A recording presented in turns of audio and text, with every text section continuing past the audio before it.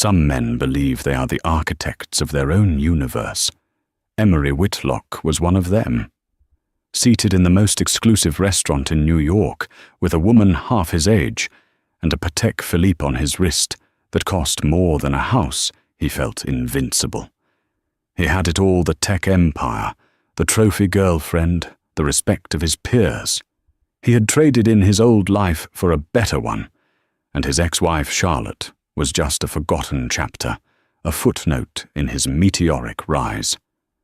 But what happens when the past doesn't just reappear, but walks in wearing a custom gown, radiating a confidence he's never seen, and on the arm of the one man Emery could never best? Tonight wasn't just a dinner. It was a reckoning, and the bill would cost him far more than money. The city of New York glittered below a sprawling galaxy of captured stars viewed from the 60th floor.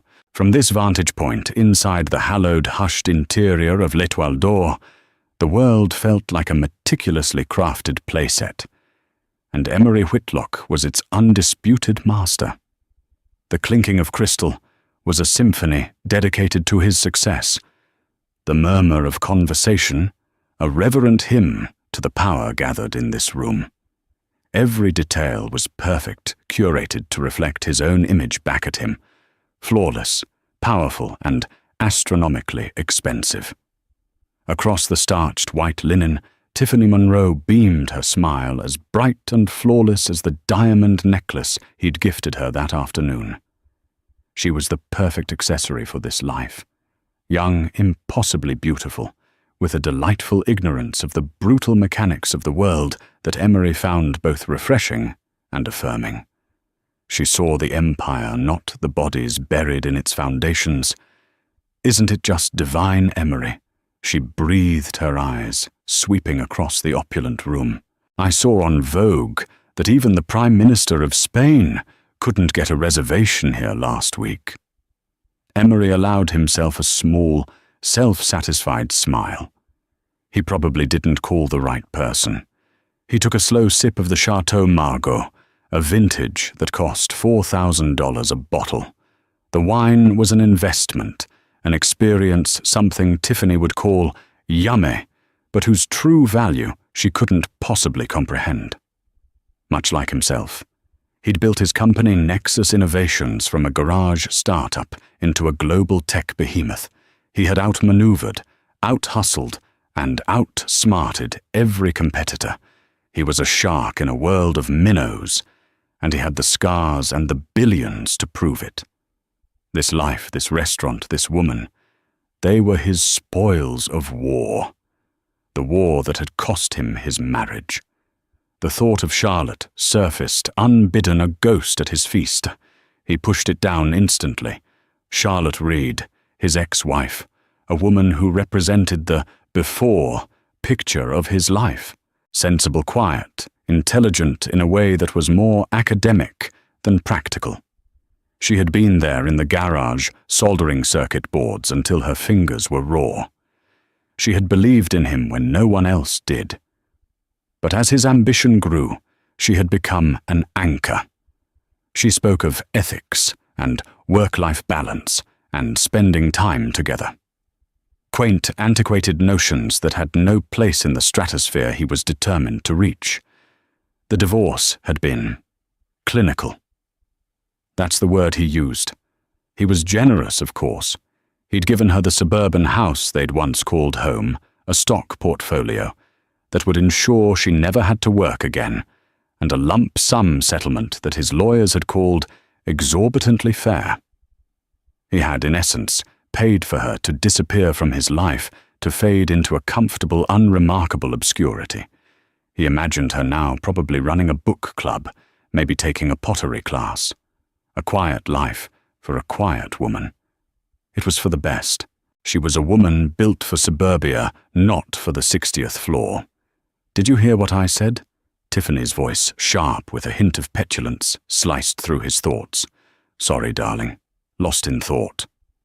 I was saying that Candace got the new Hermes Birkin in crocodile. I'm simply dying for one. The taupe color is to die for. "We'll stop by the boutique tomorrow." He said the words, automatic, the cost irrelevant. It was a simple transaction he provided, the luxury, she provided the adoration, and the beauty. A far simpler arrangement than his marriage had ever been. He leaned back, swirling the deep red wine in his glass, the very picture of contentment. He had successfully excised the past. He had upgraded his life in every conceivable way. Charlotte was a memory, a necessary sacrifice on the altar of his ambition. He scanned the room, a king surveying his court. The mayor was in one corner, a banking tycoon in another. It was a gathering of eagles, and he was perched highest of all. His eyes drifted from table to table, a casual proprietary glance. And then they stopped. The world seemed to tilt on its axis. The low hum of the restaurant faded into a deafening roar in his ears. His breath caught in his throat, and the $4,000 wine suddenly tasted like ash. Across the expansive dining room, seated at a secluded corner table with the best view of the city, was Charlotte. It was her, but it wasn't. The mousy brown hair he remembered was gone, replaced by a sophisticated cut with warm, honeyed highlights that framed her face. The sensible blouses and practical skirts were gone, replaced by a simple but devastatingly elegant midnight blue gown that clung to her in a way that spoke of quiet confidence, not overt seduction. She wasn't wearing much jewelry, just a pair of understated diamond earrings that caught the light as she laughed. And it was the laugh that truly stunned him. It wasn't the polite, reserved chuckle he remembered. This was a genuine head-thrown-back laugh, full of a joy and lightness he hadn't seen in her for over a decade. Then he saw the man she was with. It wasn't some bland, middle-aged accountant she'd settled for. The man seated across from her, his attention entirely hers, was Vincent Beaumont. The Vincent Beaumont, CEO of Beaumont Holdings, a titan of industry whose family fortune was generations old. A man whose company, Nexus Innovations, had been trying to partner with for a year. A man Emery himself had failed to get a meeting with on 3 separate occasions. Vincent Beaumont, a legend in the world of global finance, was leaning forward, hanging on Charlotte's every word, a look of pure, unadulterated admiration on his face. And as Emery watched, frozen in a state of suspended disbelief, Vincent reached across the table and gently took her hand. The Patek Philippe on Emery's wrist suddenly felt like a lead weight. Its intricate mechanism, a marvel of Swiss engineering, seemed to mock the chaotic, sputtering failure of his own internal clock. Time had stopped. He stared, his mind struggling to process the scene, to fit this impossible tableau into the neat, orderly narrative he had constructed for his life. Charlotte, the woman he had dismissed as a relic of his past, was not in a pottery class.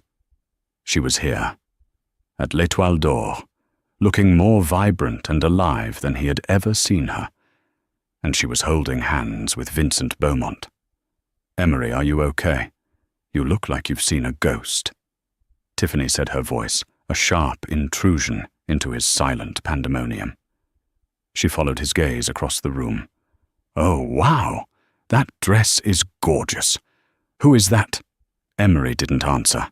A cold knot of something unfamiliar and deeply unpleasant was tightening in his stomach. It wasn't just jealousy. It was a profound sense of dislocation, as if a fundamental law of his universe had just been proven false. He was the one who had ascended. She was the one who was supposed to have faded away. The script had been written by him. This was not in the script. He tried to find flaws. Her dress was elegant, yes, but perhaps too simple. Her hair was chic, but was it trying too hard? But the critiques died before they could form. She looked radiant. There was a serenity to her, a self-possession that was entirely new. The Charlotte he knew was often fraught with a quiet anxiety, a byproduct of living with a man whose ambition was a runaway train. This woman was perfectly still, perfectly centered, even as she laughed with one of the most powerful men in the country. "Do you know her?" Tiffany pressed a flicker of insecurity in her eyes. "She's pretty for someone older." "She's my ex-wife." Emery managed to say the words, feeling foreign and metallic in his mouth. Tiffany's perfectly sculpted eyebrows shot up. "That's Charlotte, the one you said, the one who lives in New Jersey." "I assumed she still did." He muttered, his eyes still locked on the couple. He watched as a sommelier, a man who had approached Emery's own table with an air of near-divine reverence, practically bowed before Vincent and Charlotte. Vincent gestured for him to pour more wine, never taking his eyes off Charlotte. They were in their own world, a bubble of intimacy and shared amusement that felt impenetrable. What were they talking about? What could his quiet, bookish Charlotte possibly have to say that would so captivate a man like Vincent Beaumont? Emery's mind raced through a Rolodex of condescending possibilities. Was she telling him about her garden, her favorite novels? Was he simply slumming it, indulging a new, uncharacteristically plain romantic interest? That wasn't the look on Beaumont's face. It wasn't indulgence. It was respect. A waiter arrived with their appetizers, a delicate tower of seared foie gras for him, a glistening platter of oysters for Tiffany. The sight of the food turned his stomach. "Aren't you going to eat?" Tiffany asked, already daintily, sipping one of the oysters. "It's divine." "Not hungry." His voice was clipped. He picked up his phone, his thumb hovering over his contacts. He could call his private investigator. He could have a full dossier on Charlotte's life within the hour. Where she lived, who she saw, what she did.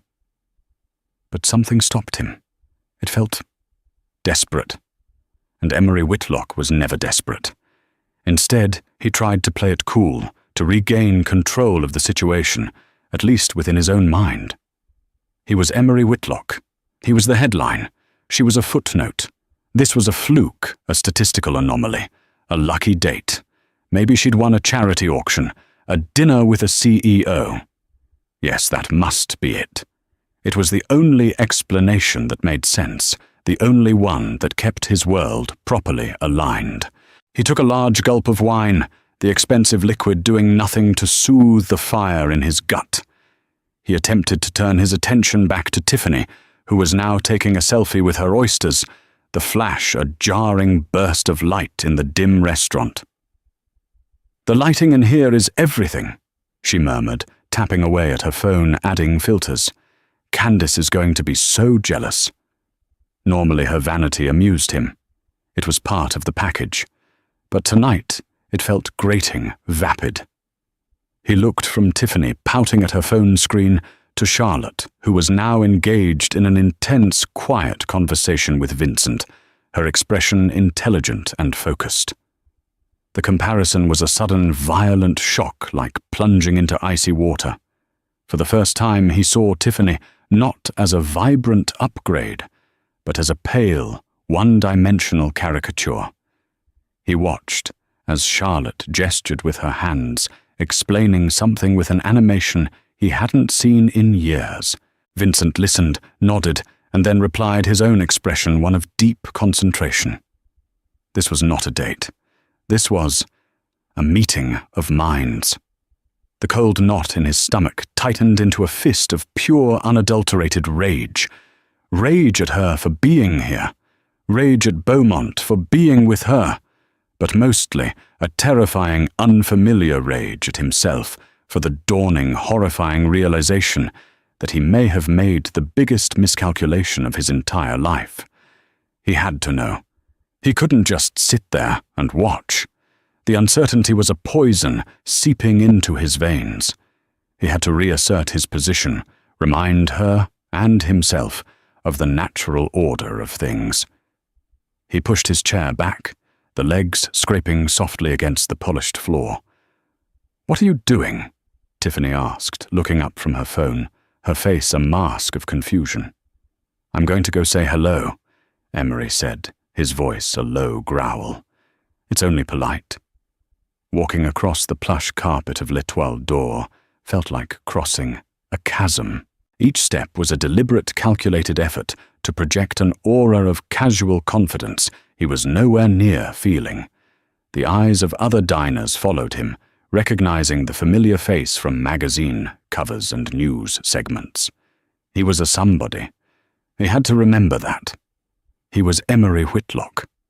As he got closer, fragments of their conversation drifted towards him, snippets that made no sense. The beta test results were phenomenal.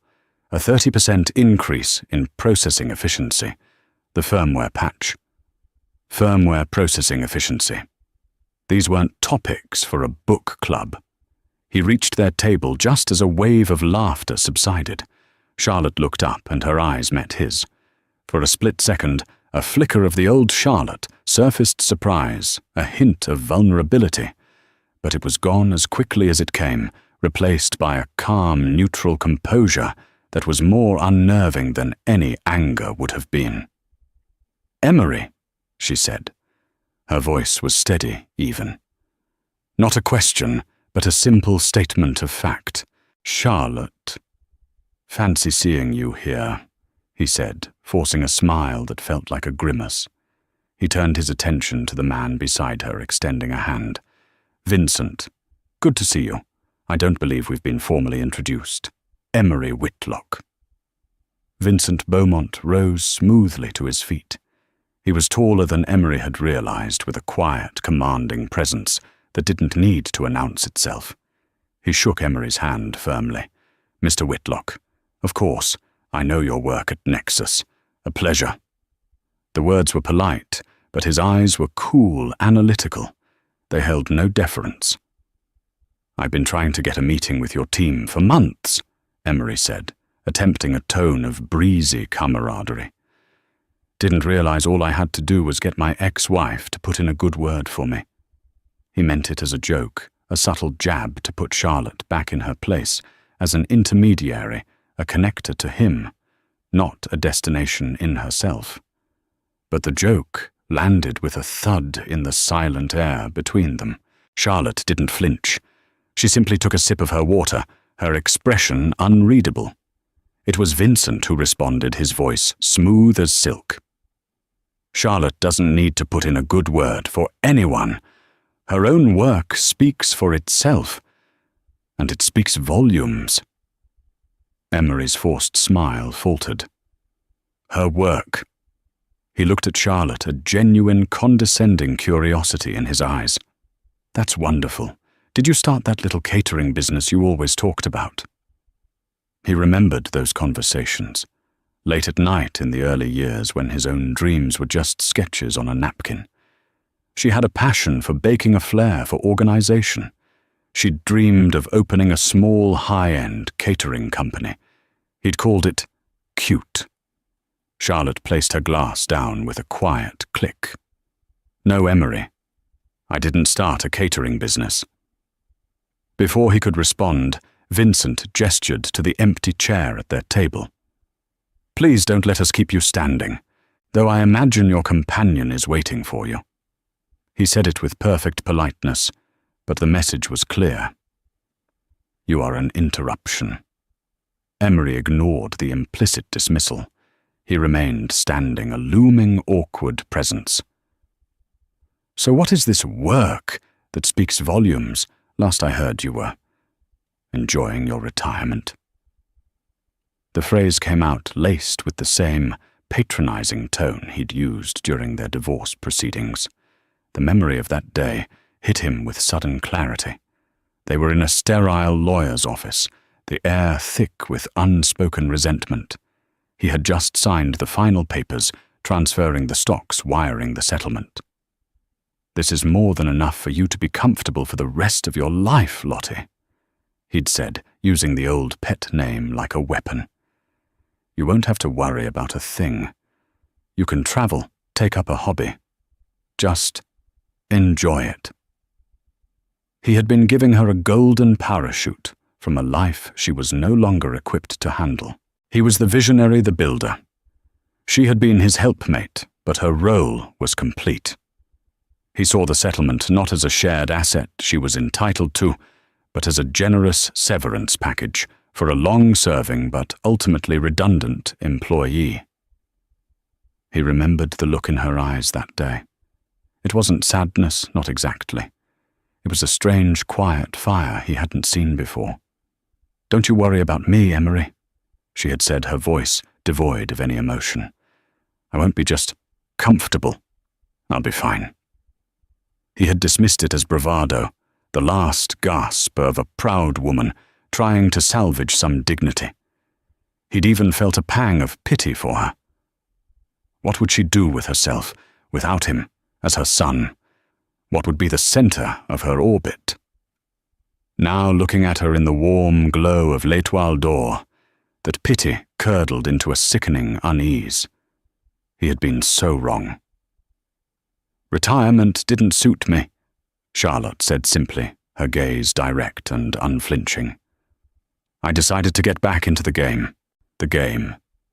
Emery laughed, a short, sharp bark of disbelief. "Charlotte, the game has changed since you were soldering motherboards in our garage. This is a different league." "Yes," Vincent Beaumont interjected his voice, cutting through Emery's condescension like a scalpel. "It is a different league, which is why it requires a different kind of player. Someone with vision. Someone who can see the flaws in the current architecture that the established players are too arrogant to notice." Every word was a perfectly aimed dart, and they all hit their mark. Emery felt a flush of heat creep up his neck. He was one of those established players. Was Beaumont talking about him? "I'm not sure I follow," Emery said, his voice strained. Charlotte looked at Vincent, a silent communication passing between them. He gave a slight, almost imperceptible nod. It was a gesture of deference. Vincent Beaumont was deferring to her. She turned her gaze back to Emery, and the serene mask dropped, revealing the steel beneath. "You know the settlement you were so proud of, Emery, the one you thought would buy me a lifetime of quiet obscurity."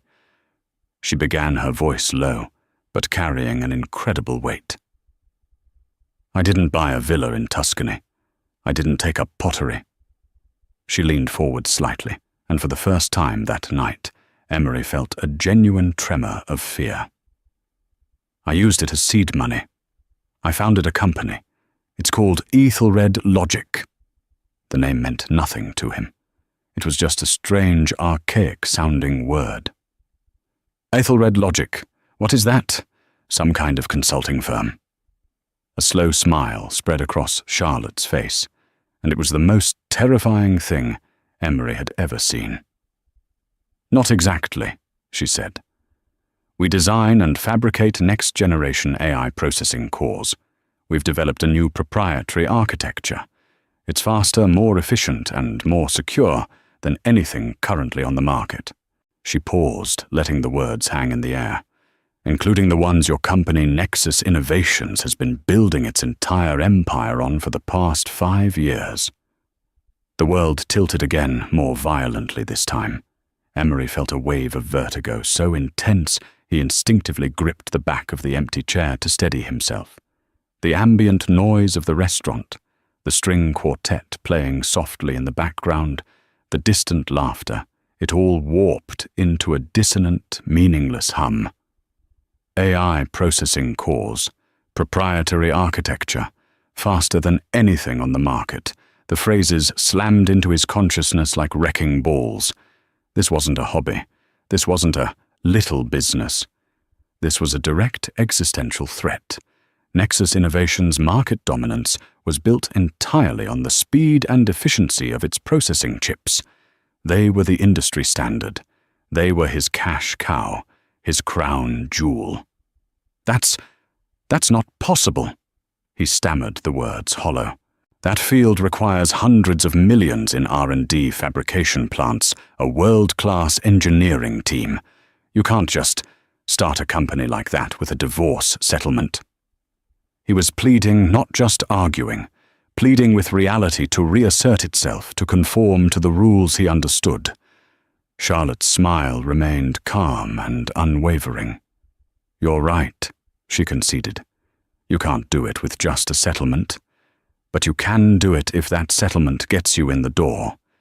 If it allows you to build a working prototype that's so undeniably revolutionary, it attracts the right kind of attention." She glanced at Vincent Beaumont, who was watching Emery with a dispassionate, almost clinical interest, like a biologist observing a specimen under a microscope. Vincent's firm, Beaumont Holdings, led our Series A funding round. She explained her tone as matter of fact, as if she were discussing the weather. They weren't the only ones interested. We were oversubscribed. Oversubscribed. The word was a punch to the gut. It meant a feeding frenzy. It meant that the smartest money in the world had seen her prototype and had been desperate to get a piece of the action. While he had been buying Tiffany diamond necklaces and flaunting his success, Charlotte had been quietly building a weapon aimed at the heart of his empire. "But your background is in electrical engineering from 20 years ago." He protested his mind, scrambling for a foothold. "You don't know AI architecture. You don't know fabrication logistics. You forget Emery," she said, her voice tinged with a faint, ironic sadness.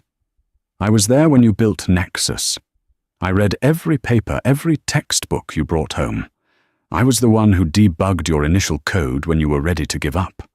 I was the one who came up with the base algorithm for your first successful chip while you were out networking." A memory long buried and intentionally forgotten exploded in his mind. A late night years ago, coffee cups littering the desk in their small apartment. He was at a dead end, furious about to smash his keyboard.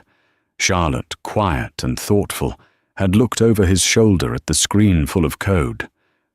"What if you rerouted the parallel processing queue through a recursive loop here?" she'd suggested softly. "It might reduce the latency." He had initially dismissed it, then tried it out of desperation. It had worked. It was the breakthrough that had become the foundation of their first patent. He had taken full credit. He'd told himself it was his idea, that she had just been a sounding board. "I never stopped learning," Charlotte continued, her voice pulling him from the disorienting flashback. "After the divorce, I had two things I hadn't had in years: time and money.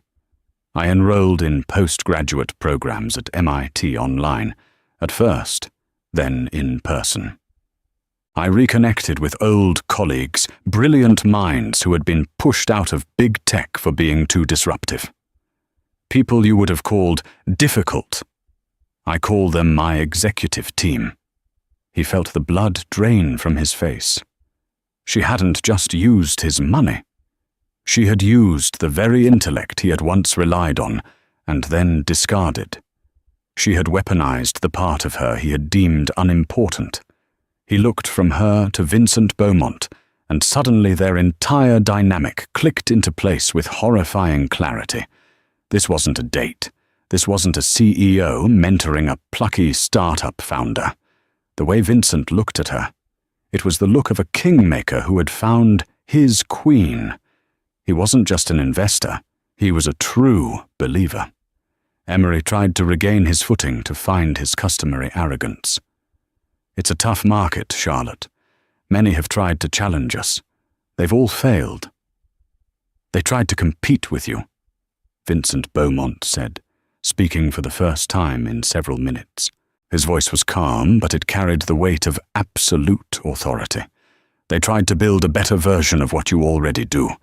Ethelred Logic isn't competing with Nexus, Mr. Whitlock. It's aiming to make it obsolete." Obsolete.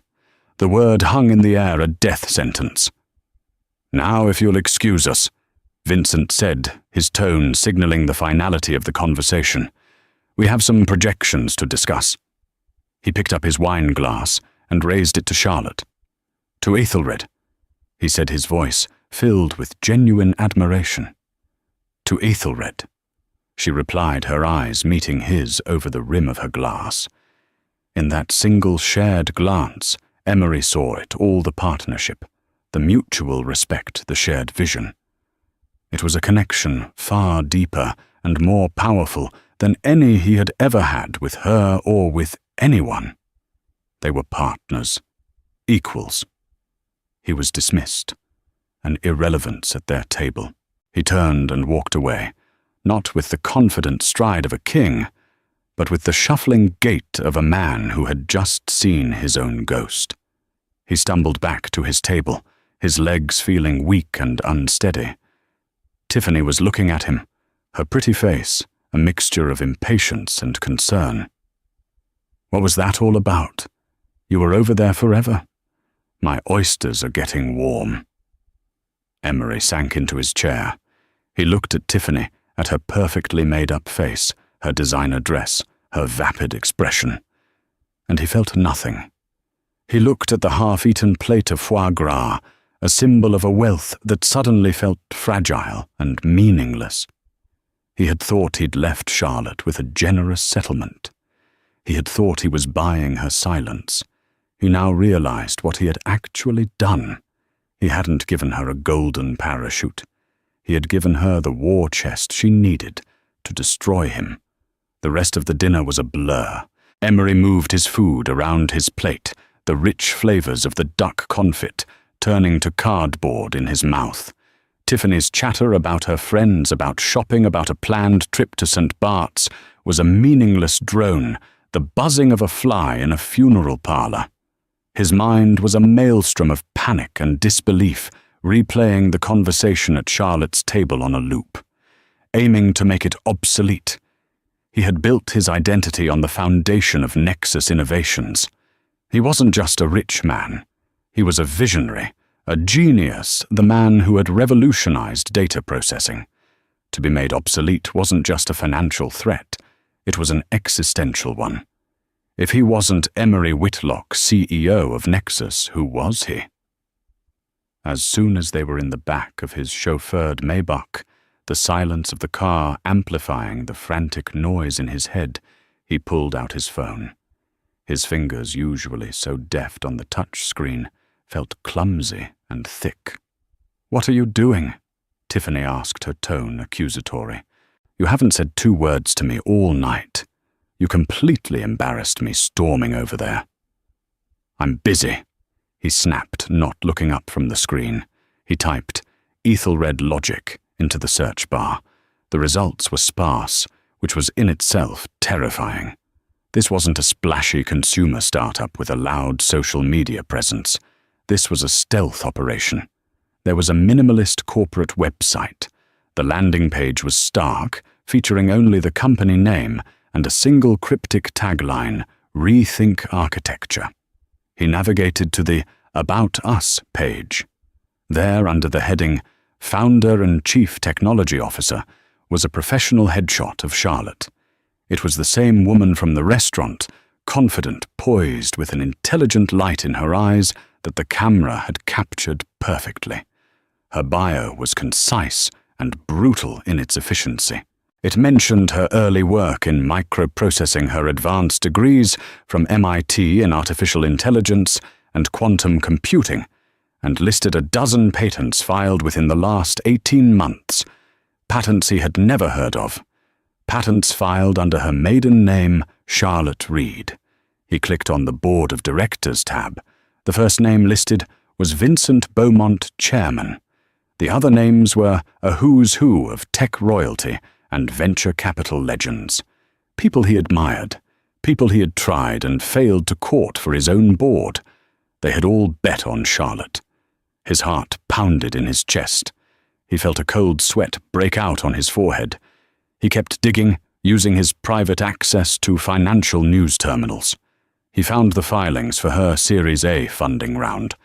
The numbers made him physically ill. Beaumont Holdings hadn't just led the round, they had poured in an astronomical sum. The total funding Ethelred Logic had raised was nearly $500 million. His generous settlement, the money he had used to discard her, was a rounding error in her new budget.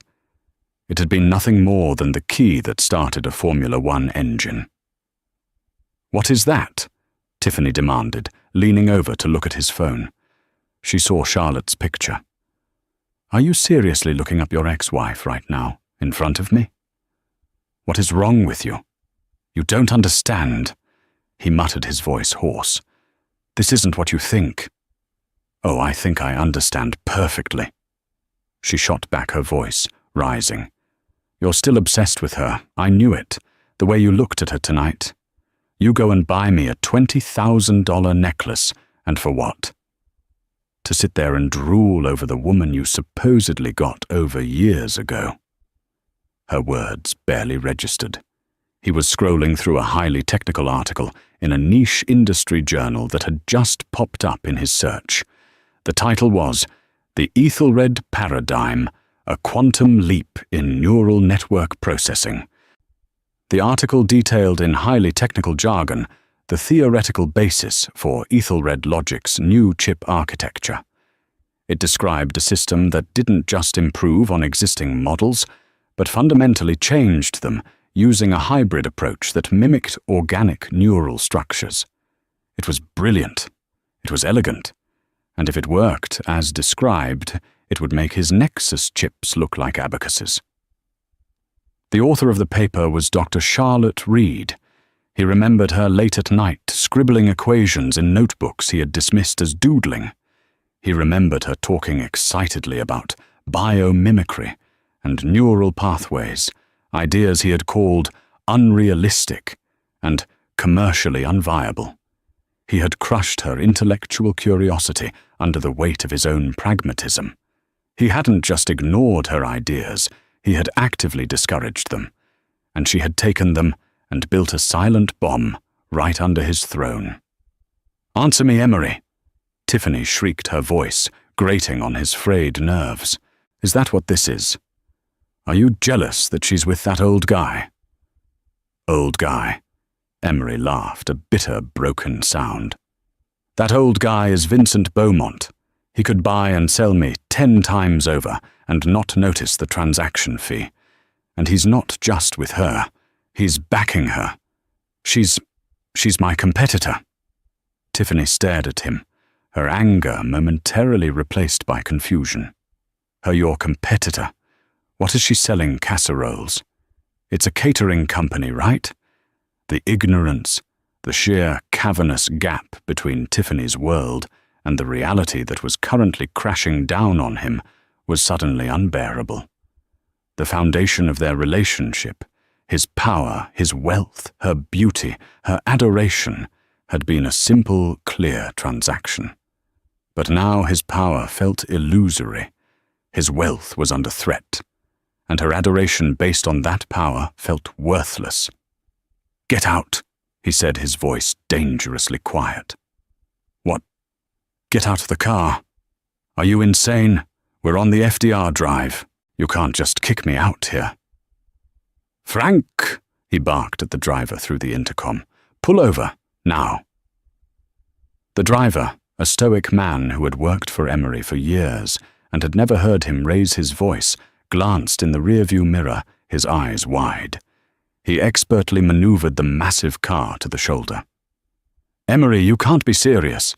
Tiffany cried, a note of real fear in her voice now. He turned to her, and she flinched from the look in his eyes. The charming, powerful billionaire was gone.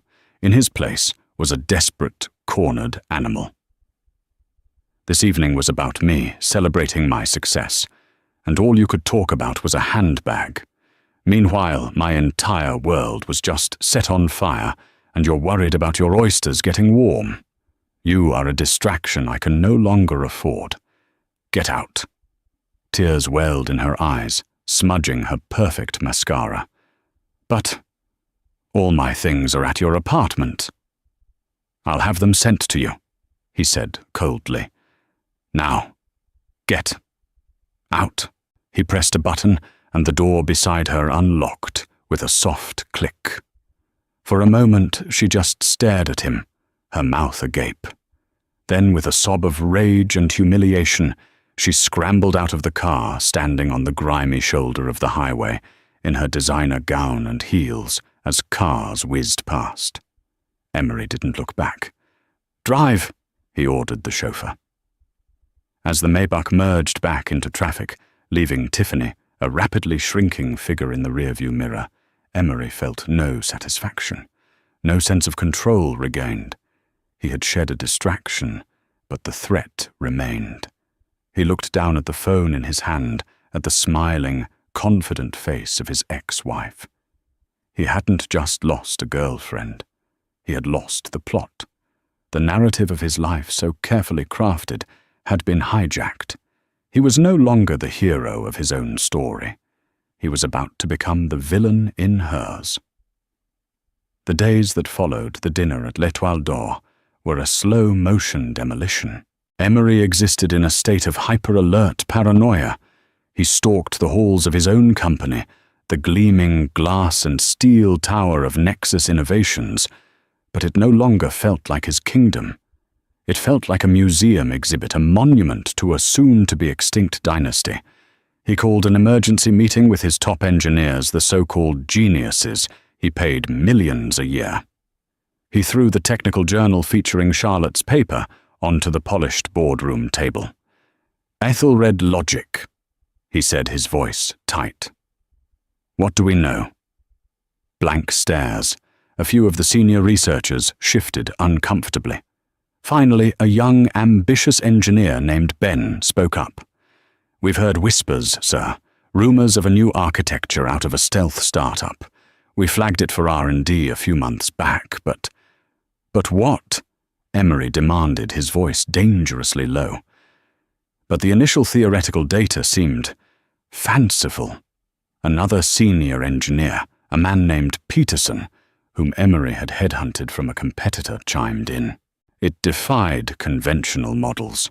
We dismissed it as academic posturing, not commercially viable. Emery felt a surge of white-hot fury. Not commercially viable. The exact same words he had used to dismiss Charlotte's ideas all those years ago. His own short-sightedness, his own arrogance had been institutionalized. It had become company policy. "You dismissed it," Emery roared, slamming his fist on the table, making the water glasses jump. "You are paid to be visionaries, to anticipate the future, and instead you sat here getting fat and complacent, while my ex-wife was building the weapon that is going to slaughter us all." The room fell into a stunned, terrified silence. The mention of his ex-wife was a shocking breach of the professional wall Emery had always maintained. He spent the next week in a frantic, desperate scramble. He tasked his R&D department with a single objective replicate, Charlotte's work. He poured tens of millions of dollars into the effort, pulling engineers from other projects, demanding they work around the clock. The results were disastrous. The first reports that came back were filled with confusion. The Ethelred architecture wasn't an iteration. It was a revolution. It required a completely different way of thinking. His engineers, brilliant as they were like classical musicians being asked to play free-form jazz. They didn't have the instinct for it. They couldn't replicate the soul of the machine because they didn't understand the philosophy behind it. Worse, he discovered that 2 of his most promising young AI specialists had resigned 3 months ago. A quick, frantic check revealed they had both been hired by a newly funded logic firm in Boston, Ethelred. Charlotte wasn't just outthinking him. She was poaching his best talent from under his nose. She knew exactly who to target, because she had probably heard him praise their work at the dinner table years ago. She was using his own life against him. His personal life was in shambles. The news of him abandoning Tiffany on the highway had, of course, leaked to the tabloids. He was painted as a heartless monster, a narrative that his rivals gleefully amplified. His meticulously curated public image was cracking. He didn't care. Tiffany was a ghost, a symptom of the disease of his hubris. The real problem was Charlotte. He started seeing her everywhere, not literally, but in the architecture of his own life. He'd walk through the minimalist open-plan office of Nexus, an office design she had sketched on a napkin, once arguing it would foster collaboration, a design he had implemented years after she was gone and taken credit for. He'd use a piece of software whose user interface was based on principles of intuitive design she had championed. Her fingerprints were all over his success, and he had never not once acknowledged it. One evening, unable to sleep, he found himself in the vast walk-in closet of his penthouse. He pushed past rows of bespoke suits and found a dusty box tucked away in the back. Inside were relics from his before life, old photos, college yearbooks. He found a picture of him and Charlotte from their university graduation. He was thin, eager, a fire in his eyes. She was beside him, her arm linked through his, looking at him with a gaze of such profound belief and love that it physically hurt to see. She wasn't looking at the camera. She was looking at him as if he were the only thing in the world. He remembered that day. He had just won a prestigious engineering award. "We did it, Lottie," he had said to her. We. When had we become I? When had he started to believe the myth of the self-made man, erasing her contributions from the story until even he forgot they had ever existed? The answer was clear. It happened slowly then, all at once. With every success he had taken a larger share of the credit. With every new round of funding, he had seen her as less of a partner and more of an accessory. He hadn't just divorced a woman. He had tried to erase a co-founder. A week later, the real bombshell hit. Ethelred Logic announced its first official product, the Ethelred 1 processing core, available for enterprise-level integration.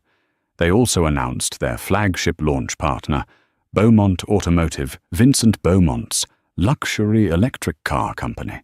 The press release stated that the Ethelred 1 chip would power their entire autonomous driving suite, making it the most advanced and responsive system in the world. Nexus had been aggressively courting Beaumont Automotive for 2 years, desperate to get their chips into that very system. It would have been their flagship entry into the automotive sector. They had been stonewalled at every turn.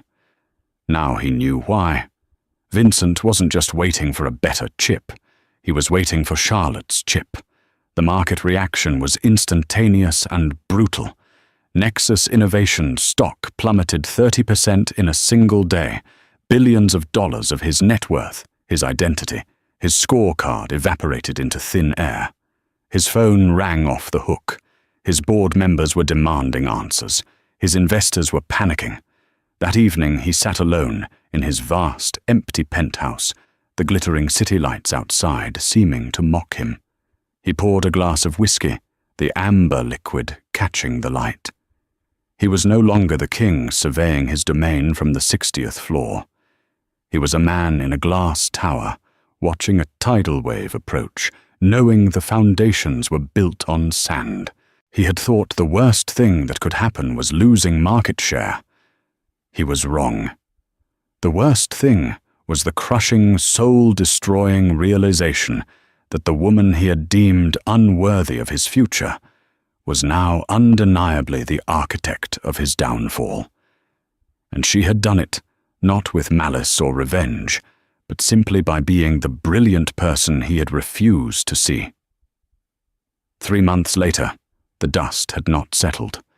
It had coalesced into a new permanent landscape. The name Ethelred Logic was no longer a whisper in the tech world. It was a roar. Their chip wasn't just a success, it was a paradigm shift. Major cloud computing companies, server farms, and AI research labs were lining up desperate to integrate the Ethelred 1 core into their systems. Nexus was bleeding clients, and its stock was in a steady, agonizing decline. Emery had become a recluse. He'd stopped going into the office, managing his crumbling empire from the sterile confines of his penthouse. The board had held an emergency meeting where they'd stopped just short of demanding his resignation, instead installing a new COO to handle day-to-day operations, a polite coup. He was a king in name, only a figurehead on a sinking ship. He had lost weight. His expensive suits hung off his frame. The fire in his eyes had been replaced by a haunted, hollow look. He spent his days watching the financial news, each mention of Ethelred a fresh twist of the knife, and his nights staring at old photographs trying to pinpoint the exact moment he had made his catastrophic mistake. One afternoon his assistant buzzed him. "Sir, there's a package for you. A courier just dropped it off." "I'm not expecting anything," he mumbled. "It's from Ethelred Logic, sir." Emery's blood ran cold. "Bring it in." The package was a simple, elegant black box. There was no note. Inside, nestled in custom foam, was a single object. It was a silicon wafer about 8 inches in diameter, etched with hundreds of identical, incredibly complex microcircuits. He recognized it immediately. It was a production wafer of the Ethelred 1 chip. He picked it up, his hands trembling slightly. It was beautiful, a marvel of human ingenuity. He could see the revolutionary design in the patterns, the anechoic pathways, the dense clusters of neural-style processors. It was a work of art. It was the physical manifestation of Charlotte's genius. Tucked beneath it was a small, cream-colored card. On it was a single handwritten sentence. "I thought you might want to see what we built." It wasn't signed, but it didn't need to be. The "we" was a dagger. It was the word he had stolen from their shared past, and she was now using it to define her independent future. It wasn't gloating. It wasn't revenge. It was a simple, devastating statement of fact. This is what they had created, her and her new team. This was the future he had dismissed. He stood there for a long time, holding the wafer, the cold, smooth silicon, a stark contrast to the turmoil in his soul. He had spent his life believing that success was a zero-sum game, that for him to rise, others had to fall. He saw people as assets or liabilities, tools to be used, or obstacles to be removed. He had classified his own wife as a liability, and in doing so, had made the most profound error in judgment possible. Charlotte hadn't set out to destroy him. He saw that now. Revenge was too small a motive for a mind like hers. She had simply set out to build something new, to realize the potential he had tried to stifle. His destruction was merely a byproduct of her creation, an incidental consequence of her brilliance finally being unleashed. He had been standing in the way of progress, and progress had quite naturally rolled right over him. He walked over to the floor-to-ceiling window looking down at the city below. It was the same view he had from l'Étoile d'Or, but his perspective had irrevocably changed. He no longer saw a kingdom at his feet.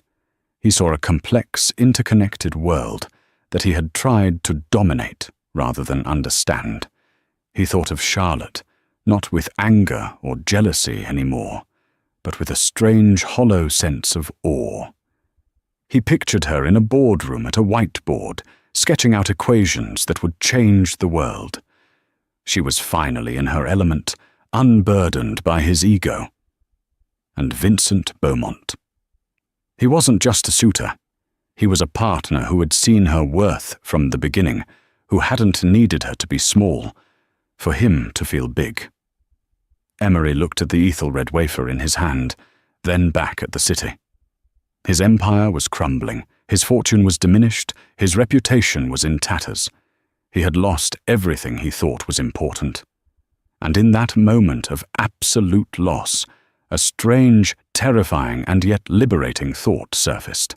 He had spent 2 decades building Nexus innovations. It was his life's work. Now it was failing. But the technology inside it, the core ideas, had always been a joint effort. He had a choice.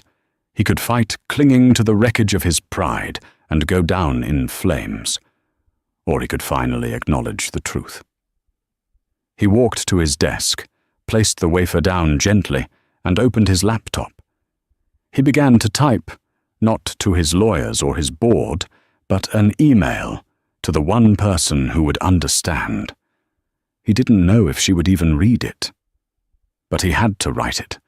It was a message he should have sent 20 years ago. It began with 3 simple words. You were right. Emery Whitlock's story is a powerful reminder that the true value of a person can never be measured by money or status. He thought he had discarded something simple, only to find out he had thrown away the very blueprint for the future. He looked at his ex-wife Charlotte and saw the past, while she was busy building a new world he couldn't even comprehend. It's a tale of arrogance, karma, and the quiet, unstoppable power of a brilliant mind finally given the freedom to soar. What he lost wasn't just his company or his fortune. He lost the chance to be a part of something truly revolutionary, all because his ego wouldn't let him see the genius sitting right next to him. What do you think was this karma, or was it simply the inevitable outcome of underestimating someone so profoundly? Let us know your thoughts in the comments below. If you were moved by this story of ambition and consequence, please hit that like button, share this video with someone who loves a story of epic revenge, and most importantly, subscribe to our channel for more real-life dramas that will leave you thinking. Thanks for listening.